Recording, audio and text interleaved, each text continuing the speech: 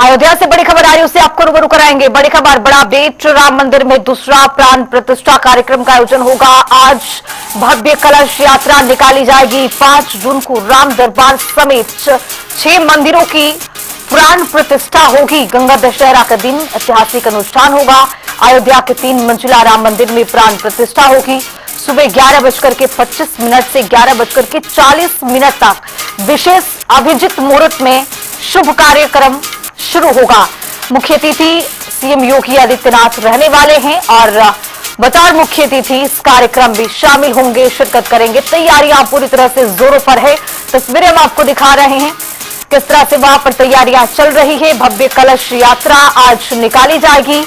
5 जून को राम दरबार समेत 6 मंदिरों की प्राण प्रतिष्ठा होने वाली है।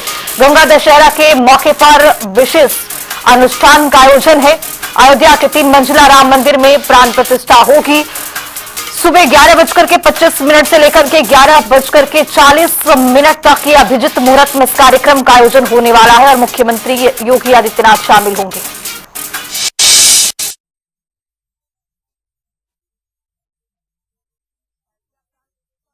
चरण है और आपको बताते चले कि राम जन्मभूमि मंदिर परिसर में 8 नए देवालयों की शुरुआत। परकोटा के अलग अलग कोनों में स्थापित होंगे प्रमुख देवी देवता।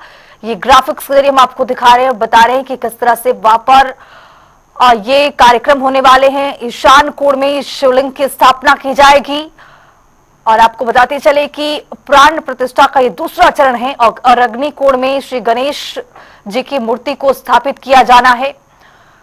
तो आपको बताते चले कि अयोध्या में प्राण प्रतिष्ठा का ये दूसरा चरण और दक्षिणी भुजा में हनुमान जी की मूर्ति का स्थापना होने वाला है और नेतृत्व कोण में सूर्यदेव की वहां पर रखा जाएगा। सूर्यदेव को वायव्य कोण में मां भगवती विराजमान होंगी।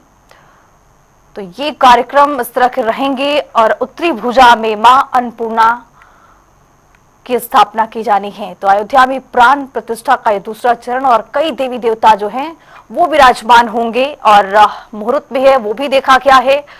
ग्राफिक्स के जरिए हम आपको बता रहे हैं कि कौन से देवी देवता किस कोण में मौजूद रहेंगे। मुख्य मंदिर के प्रथम तल पर श्री राम दरबार का प्राण प्रतिष्ठा समारोह का आयोजन होना है।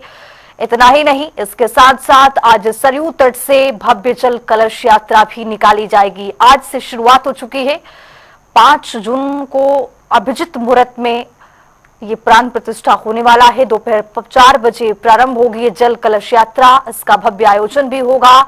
इतना ही नहीं, आपको बताते चले कि प्रमुख मार्गों से होते हुए यात्रा यज्ञशाला तक पहुंचेगी। भव्य कार्यक्रम का आयोजन होना है, संगोष्ठी का आयोजन होना है और यज्ञशाला तक ये कलश यात्रा पहुंचने वाली है।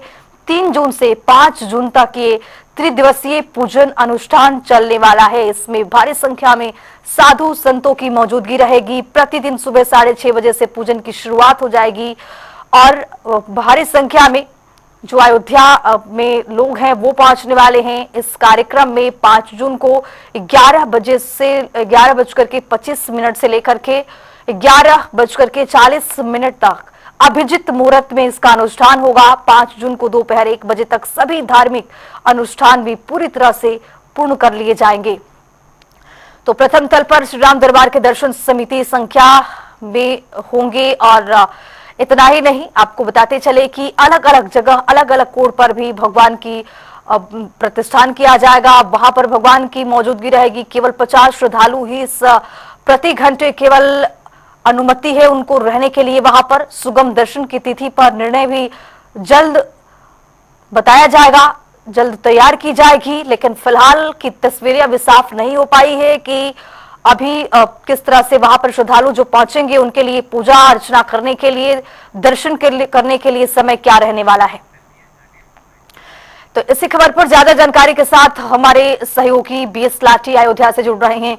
बीएस, जिस तरह से एक अनुष्ठान का आयोजन हो रहा है अयोध्या में और मुख्य अतिथि रहने वाले हैं योगी आदित्यनाथ मुख्यमंत्री, भारी संख्या में जो साधु संत है वो भी रहेंगे। तैयारियां वहां पर किस तरह की चल रही हैं, चूंकि अभिजित मुहूर्त में प्राण प्रतिष्ठा होने वाला है?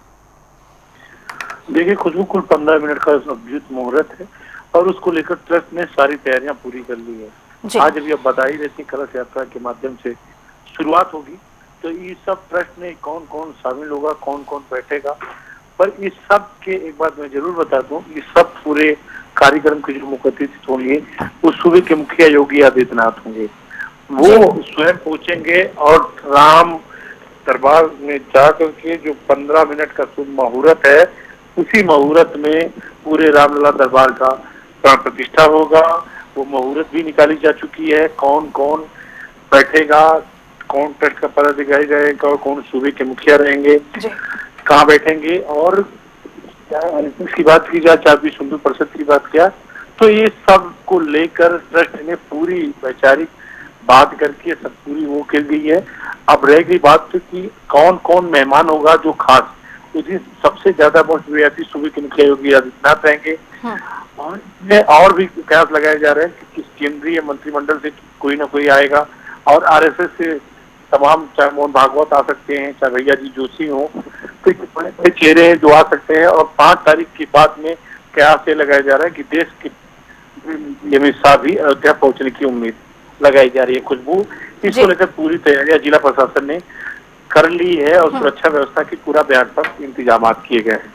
अब 5 जून को तो इस कार्यक्रम का आयोजन ही होना है, अनुष्ठान ही होना है, लेकिन श्रद्धालुओं के लिए कब ये खोला जाएगा राम दरबार? चूंकि श्रद्धालु भी बेसब्री से इंतजार करेंगे कि एक बार फिर से वो दर्शन करने पहुंचे, चूंकि अयोध्या में श्रद्धालुओं का तांता अक्सर देखा जाता है कि लगा रहता है। क्या अपडेट इसको लेकर?